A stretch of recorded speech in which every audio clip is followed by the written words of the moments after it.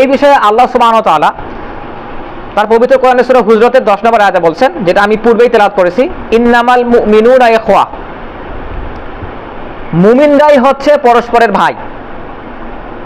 আপনি ঐক্য কার সাথে করবেন? আপনার যে ভাই তার সঙ্গে ঐক্য করতে হবে। মুমিনরাই পরস্পরে ভাই ভাই। মুসলিমের কথা বলেন, চিন্তা করেন, মুমিনরা অর্থাৎ বিশ্বাসের ক্ষেত্রে যারা এক, তারাই পরস্পরের ভাই। এই আয়াতে এটা ইঙ্গিত করা হয়েছে, ইন্নামাল মুমিনুনা ইখওয়া। এই আয়াত কে জানে না? এই আয়াত সবাই জানে, কিন্তু তারা শিয়া বিশ্বাস সম্পর্কে বিস্তারিত জানে না। এই আয়াত সবাই জানে, পীরেরাও জানে, পীরের মুরিদরাও জানে, কিন্তু তারা তাদের বিশ্বাস সম্পর্কে সচেতন না। এই আয়াত প্রত্যেকটা বিদআতি জানে, কিন্তু তারা এই আয়াত বোঝে না কেন? তারা মনে করে যে যারা বিদআত করতেছে ওইটাই উত্তম ইবাদত। তারা তাদের বিশ্বাস সম্পর্কে সচেতন নয়। এরপরে সূরা মুজাদিলার 22 নম্বর আয়াতে আল্লাহ সুবহানাহু ওয়া তাআলা বলছেন, লা তাজিদু কওমান ইউমিনুনা বিল্লাহি ওয়াল ইয়াউমিল আখির, তুমি পৃথিবীতে এমন কোন মুমিন খুঁজে পাবে না যারা আল্লাহর উপর বিশ্বাস রাখে এবং কিয়ামত দিবসের প্রতি বিশ্বাস রাখে, ইউআদুনা মান হাদ্দাল্লাহি ওয়া রাসূল, কিন্তু তাদের প্রতিও বন্ধু মনোভাব রাখে, বন্ধুত্বের মনোভাব রাখে যারা আল্লাহ এবং আল্লাহ রাসূলের শত্রু। অর্থাৎ পৃথিবীতে এ যাবৎ পর্যন্ত, এখানে বলছেন লা তাজিদু কওমান ইউমিনুনা বিল্লাহ, আদম আলাইহিস সালাম থেকে শুরু করে এখন পর্যন্ত পৃথিবীতে যত বিশ্বাসী মুমিন আছে যারা আল্লাহর প্রতি, শেষ দিবসের প্রতি বিশ্বাস রাখে, তাদের মধ্যে এমন কাউকে খুঁজে পাবে না যারা আল্লাহ এবং তার রসুলের শত্রুদের সঙ্গে বন্ধুত্বের সম্পর্ক রাখে। তার মানে তাদের সম্পর্কে আমাদের সম্পর্ক রাখা ঠিক হবে না। কেন? তারা তাওহীদের গণ্ডি পেরিয়ে গেছে। তাদের যারা দাবি, সেই দাবিগুলো ইলাহিয়াতের যে বৈশিষ্ট্য সেটা সেট করে উপরে উঠে গেছে। সেই দাবিগুলো নবুয়তের যে বিশ্বাস সেটাকে ডাউন করে দিয়েছে। তাদের যে বিশ্বাস আল্লাহ রসুল সাল্লাল্লাহু আলাইহি সাল্লামের যে শেষ নবুয়ত, সেটাকে তারা ডিনাই করেছে। তো এই যে বিশ্বাসগুলো যেগুলো আমাদের তাওহীদের সাথে সম্পৃক্ত, সেগুলো তারা বাইরে চলে গেছে। এবং আল্লাহ সুবহানাহু ওয়া তাআলা এই আয়াতের মধ্যে বললেন যে যেহেতু কোনো মুমিনের বৈশিষ্ট্য এটা হতে পারে না, সুতরাং তোমাদের বৈশিষ্ট্য এটা হতে পারে না যে তাদের সঙ্গে তোমরা ঐক্য করবে। এরপর আল্লাহ সুবহানাহু ওয়া তাআলা সূরা মায়েদায় বলছেন 51 নম্বর আয়াত, লা তাত্তাখিযুল ইয়াহুদ ওয়ান নাসারা আউলিয়া, তোমরা ইহুদি এবং নাসারাদেরকে নিজেদের বন্ধু হিসেবে গ্রহণ করো না। কেন? আউলিয়া উবাদুহুম আউলিয়া উবাদ, তারা নিজেরা নিজেদের বন্ধু, তারা তাদের বন্ধু, তোমাদের বন্ধু না।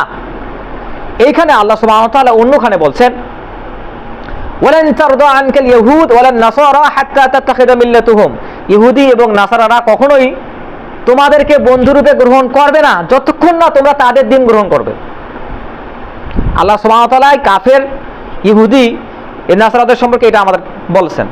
এরপর আল্লাহ সুবহানাহু ওয়া তাআলা বলছেন, ইনাল কাফিরুনা কানু লাকুম আদুওয়াম মুবিনা, ইন্নাল কাফিরুনা কানু লাকুম আদুওয়াম মুবিনা, যে এই কাফেররা হচ্ছে তোমাদের স্পষ্ট শত্রু, আদু, শত্রু তোমাদের। এরপর আল্লাহ সুবহানাহু ওয়া তাআলা আরো বলছেন সূরা ইমরানের মধ্যে, ওয়াতাসিমু বিহাবলিল্লাহি জামিআন ওয়া লা তাফাররাকু, যে তোমরা আল্লাহর রজ্জুকে দৃঢ়ভাবে আঁকড়ে ধরো, ওয়া লা তাফাররাকু, এবং বিভেদ সৃষ্টি করো না। বিভেদ সৃষ্টি করার অর্থ কি? আপনি যদি আপনার শত্রুর সঙ্গে ঐক্য করার চেষ্টা করেন, তার মানে আপনি নিজেদের মধ্যে বিভেদ সৃষ্টির চেষ্টা করতেছেন। আপনি আপনার বিশ্বাসে দৃঢ় না, এটার প্রকাশক, এটাই প্রকাশ করতেছে। আপনি শত্রুদের সঙ্গে কখনো বন্ধুত্ব মনোভাব দেখাইতে পারেন না। কোন শত্রু? আপনার গ্রামের শত্রু না, আপনার বিশ্বাসের শত্রু। এরপর এখানে বিহাবলুল্লাহ, আল্লাহর যে রশি, এই আল্লাহর রশিকে আপনি প্রণিধানযোগ্য যত তাফসীর গ্রন্থ আছে, তাফসীর ইবনে কাসির, তাফসীরে তাবারি, তাফসীরে কুরতুবী, মারুফুল কোরআন, তাফসীরে তহাবি, আরো যত তাফসীর গ্রন্থ আছে বিখ্যাত, এই তাফসীর গ্রন্থগুলো দেখবেন এখানে বিহাবলিল্লাহ, আল্লাহর রশি বলতে বলা হয়েছে বিত্তাওহীদ লিল্লাহ, আল্লাহ সুবহানাহু ওয়া তাআলার যে তাওহীদ, যে একত্ববাদ, এটা হচ্ছে আল্লাহর রশি। এখন যারা আল্লাহ তাওহীদকে, একত্ববাদকে, আল্লাহর রশিকে ছিন্ন করছে, তাদের সঙ্গে আপনি গাঁট বাঁধতে চান? তাদের সঙ্গে তো বন্ধুত্বপূর্ণ সম্পর্ক তৈরি করা যাবে না। একটা টার্ম চালু হয়েছে, সেটা আমি পরে বলতেছি। এরপর বলা হয়েছে সূরা ইসরা আসছে 53 নম্বর আয়াতে, ওয়াকুল লিইবাদি ইয়াকুলুল্লাতী হিয়া আহসান, যে হে আমার বান্দারা, পৃথিবীতে সহাবস্থানের ক্ষেত্রে আমার পাশের গ্রামে হিন্দু থাকতে পারে, ইহুদি থাকতে পারে, খ্রিস্টান থাকতে পারে, তো পৃথিবীতে সহাবস্থানের ক্ষেত্রে তাদের সঙ্গে কি করতে হবে? ইয়াকুলুল্লাতী হিয়া আহসান, তাদের সঙ্গে সেইভাবে ব্যবহার করতে হবে যেটা সহাবস্থানপূর্ণ ব্যবহার, তাদের প্রতি এইরকম ব্যবহার করতে হবে আমার মাধ্যমে যেন তারা দিশা পায়, দাওয়া পায় যে ইসলামটাই সঠিক ধর্ম, এই ব্যবহার করতে হবে। তাদের ভিতরে এমনভাবে মিশে যাওয়া যাবে না, এমন নরম দিল হওয়া যাবে না যে আমি তার প্রতি দুর্বল হয়ে গেছি, এমনটা হওয়া যাবে না। যদি এমন আশঙ্কা থাকে তাহলে আপনি কখনোই তাদের সঙ্গে ইন্টারাকশনে যাইতে পারেন না। তাদের সঙ্গে ইন্টারাকশনে করা যাবে, আলেমরা যাবে, আপনি যেতে পারেন না। যারা কোরআনের হেকমাপূর্ণ জ্ঞান রাখে, যারা হেকমা রাখে নিজের ভিতরে, যারা অন্য ধর্মের প্রতি আকৃষ্ট না হওয়ার সম্ভাবনা যাদের ভিতরে বেশি, যাদের ভিতরে আল্লাহ সুবহানাহু ওয়া তাআলা কুওয়াহ দান করছেন, দৃঢ়তা দান করছেন, তারা তাদের সঙ্গে ইন্টারাকশনে যাবে, সাধারণ মানুষ না। এবং তাদের সঙ্গে কেমন ব্যবহার করব আমরা, এই বিষয়ে আল্লাহ সুবহানাহু ওয়া তাআলা বলছেন ওয়াকুলু লিন-নাসি হুসনা। এখানে দেখেন লিন-নাস বলা হয়েছে, নাস মানে সমস্ত মানুষ। যেমন আল্লাহ সুবহানাহু ওয়া তাআলা কোরআনে বলছেন হুদাল লিন-নাস ওয়া বায়িনাতিম মিনাল হুদা ওয়াল ফুরকান, যে আল্লাহ সুবহানাহু ওয়া তাআলা কোরআন নাযিল করেছেন কেন? মানুষদের হিদায়াতের জন্য। এই জন্য আল্লাহ সুবহানাহু ওয়া তাআলা এখানে বললেন ওয়াকুলু লিন-নাসি হুসনা। ইহুদি, খ্রিস্টান, হিন্দু, মুশরিক যারাই থাক তাদের সঙ্গে যে ব্যবহারটা করতে হবে সেটা হচ্ছে সুন্দর ব্যবহার, যেন তারা ইসলামের প্রতি আকৃষ্ট হয়। এমনকি আমরা আমাদের শরিয়া মোতাবেক বা কোরআন থেকে আমরা এটা জানি যে যাকাত যাদেরকে দেওয়া যায় 8 প্রকারের মধ্যে আল্লাহ সুবহানাহু ওয়া তাআলা বলেছেন ওয়াল মুআল্লাফাতি কুলুবুহুম, যাদের অন্তর ইসলামের প্রতি আকৃষ্ট তাদেরকেও যাকাত দেওয়া যাইতে পারে, যেন তারা এই দিকে রিভার্ট হওয়ার সম্ভাবনা যাদের থাকে, এই জন্যই তাদেরকে যাকাতও দেওয়া যাইতে পারে। তো এই হচ্ছে তাদের প্রতি আমাদের ব্যবহার। এরপর আল্লাহ সুবহানাহু ওয়া তাআলা অন্যখানে বলছেন, এখানে স্পষ্ট করে বলা হয়েছে মুহাম্মাদুর রাসূলুল্লাহ, মুহাম্মদ রাসূলুল্লাহ সাল্লাল্লাহু আলাইহি ওয়াসাল্লামের কথা বলে বলা হলো ওয়াল্লাযীনা মাআহু, যারা তার সঙ্গী, যারা তার সাথী, যারা তার সাহাবী। আমরা কি রাসূলুল্লাহ সাল্লাল্লাহু আলাইহি ওয়াসাল্লামের উম্মত না? আমাদের উদ্দেশ্যে বলছেন আশিদ্দাউ আলাল কুফার, তারা কাফেরদের প্রতি কঠোর, রুহামাউ বাইনাহুম, এবং যারা মুসলিম, যারা উম্মতে মুহাম্মাদী তাদের প্রতি রহম দিল। এটা হচ্ছে আহলে সুন্নাহ ওয়াল জামাতের মূলনীতি, যে কাফেরদের প্রতি কঠোর হইতে হবে এবং মুসলিমদের ভিতরে নরম দিল হইতে হবে। এখন মুসলিম কারা এখানে? মুসলিম তারাই যাদের তাওহীদের ভিত্তি ঠিক আছে। এরপর রাসূলুল্লাহ সাল্লাল্লাহু আলাইহি ওয়াসাল্লাম তার হাদিসের মধ্যে বলছেন আল মুমিনুনা লিল মুমিনিনা কাল বুনিয়ান, মুমিনরা একে অপরের মধ্যে মজবুত বিল্ডিং এর মতো, এটা বলছেন। এবং তারা নিজেদের প্রতি খুবই কাছাকাছি অবস্থান করে, বিচ্ছিন্ন হয় না। ওই যে আল্লাহ সুবহানাহু ওয়া তাআলা বলছেন ওয়ালা তাফাররাকু, তোমরা বিচ্ছিন্ন হয় না, আল্লাহর যে আঁকড়ে ধরো, এটা হচ্ছে মুমিনদের বৈশিষ্ট্য। তো আমি কিছুক্ষণ পূর্বে আপনার সামনে যে আয়াতগুলো পাঠ করলাম, একটা হচ্ছে যে ইহুদি নাসারাদেরকে আউলিয়া হিসেবে গ্রহণ করা যাবে না, বন্ধু হিসেবে গ্রহণ করা যাবে না। এবং ইব্রাহিম আলাইহিস সালামের যে বিশ্বাস ইন্নী বুরাআউ মিম্মা তা'বুদুন, যে তাদের সঙ্গে তারা যেসব ইলাহের উপাসনা করে আমি তাদের থেকে নিজেদের সম্পর্ক বিচ্ছিন্ন ঘোষণা করলাম। এই যে আল ওয়ালা ওয়াল বারা, হাদিস এবং কোরআন থেকে আহলে সুন্নাহ ওয়াল জামাতের আলেমগণ একটা নীতি বের করেছেন, আল ওয়ালা ওয়াল বারা, সম্পর্কহীনতা এবং বন্ধুত্বতা। অর্থাৎ ভালোবাসা আল্লাহর জন্যই হবে, শত্রুতা আল্লাহর জন্যই হবে। আল্লাহর জন্যই আমরা কাউকে ভালোবাসবো, আল্লাহর জন্যই আমরা কারোর সঙ্গে শত্রুতা ঘোষণা করব, কারোর সঙ্গে শত্রুতা মনোভাব পোষণ করবো। এটা হচ্ছে আল ওয়ালা ওয়াল বারা। কাফেরদের ক্ষেত্রে আমাদের এই নীতি অবলম্বন করতে হবে।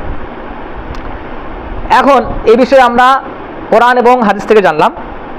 এবার আমরা জানবো যে এই সকল যে আমি আয়াত তেলাওয়াত করে আসলাম, ইন্নামাল মুমিনুনা ইখওয়া, এই আয়াতগুলো সম্পর্কে তাফসীর গ্রন্থগুলোতে আমাদের মুফাসসিরগণ কি বলেছেন।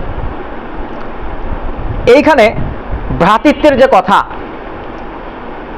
যেখানে আমরা আল ওয়ালা ওয়াল বারা, বন্ধুত্বতা এবং শত্রুতার নীতি পাইলাম, সেই বিষয়ে আলেমদের আমাদের বক্তব্য হচ্ছে, যেমন মাজমুউল ফাতাওয়ায় আসছে ইমাম ইবনে তাইমিয়া রাহিমাহুল্লাহ, তিনি এখানে বলেন ভ্রাতৃত্ব হবে দ্বীনের উপর ভিত্তি করে, ভ্রাতৃত্ব হবে তাওহীদের উপর ভিত্তি করে। এরপর ইমাম কুরতুবী রাহিমাহুল্লাহ তিনি তার তাফসীরে কুরতুবীতে বলেছেন সূরা হুজরাতের ওই আয়াতের ব্যাখ্যায় ইন্নামাল মুমিনুনা ইখওয়া, এই আয়াতের ব্যাখ্যায় বলছেন আল ইখওয়াতু ফিদ্দীনি আকুওয়াতুম মিনান নাসাব, বলা হয়েছে যে রক্তের সম্পর্কর যে দৃঢ়তা, রক্তের সম্পর্ক যতটা মজবুত তার চেয়ে দ্বীনের যে ভ্রাতৃত্ব এটা আরো বেশি মজবুত। কেন? আমরা সাহাবীদের যুগে দেখছি যে পিতা আবু বকর মুসলিমদের পাশে যুদ্ধ করতেছে, তার সন্তান তখন ইসলাম গ্রহণ করেন নাই, কাফেরদের পাশে যুদ্ধ করতেছে। আবু বকরের ছেলে আবু বকর বলতেছেন যে বাবা, আমি যদি আপনাকে সামনে পাই আমি কি করবো, আমি সিদ্ধান্ত নিতে পারতেছি না, আপনি তো আমার পিতা। আবু বকর রাদিয়াল্লাহু আনহু কি বলতেছেন যে তুমি যদি আমার সামনে পড়ো অবশ্যই আমি তোমাকে হত্যা করবো। পার্থক্যটা কোথায়? বিশ্বাসের পার্থক্য। এরপরে অবশ্য তার সন্তান ইসলাম গ্রহণ করছেন, কিন্তু প্রথম দিকে যে যুদ্ধ হলো সেই যুদ্ধের একটা আমি ইনসিডেন্ট বললাম। তো এটা হচ্ছে আমাদের এবং তাদের মধ্যকার পার্থক্য। আমরা সবাই জানি নূহ আলাইহিস সালামের কথা, তার সন্তান ডুবে যাচ্ছে, তিনি চাচ্ছেন যে তার জাহাজে তার সন্তানকে তুলবেন। আল্লাহ সুবহানাহু ওয়া তাআলা ধমক দিয়ে বললেন ইন্নাহু লাইসা মিন আহলিক, নিশ্চয়ই সে তোমার পরিবারের অন্তর্ভুক্ত না। রক্তের সম্পর্ক আছে, বায়োলজিক্যাল পিতা পুত্র সম্পর্ক, কিন্তু আল্লাহ সুবহানাহু ওয়া তাআলা কি বললেন ইন্নাহু লাইসা মিন আহলিক, নিশ্চয়ই সে তোমার পরিবারের অন্তর্ভুক্ত নয়, মানে কি মুসলিম উম্মাহের অন্তর্ভুক্ত না। এটা হচ্ছে আমাদের মধ্যে সম্পর্ক। এখন এই আলোচনাগুলো থেকে আরো অনেক কথা বলা যাবে, কোটেশন দেওয়া যাবে। এখন এই আলোচনাগুলো থেকে আর একটা প্রশ্ন তাদের পক্ষ থেকে আসে, যারা শিয়া সুন্নি ঐক্যের কথা বলে তাদের পক্ষ থেকে একটা প্রশ্ন আসে।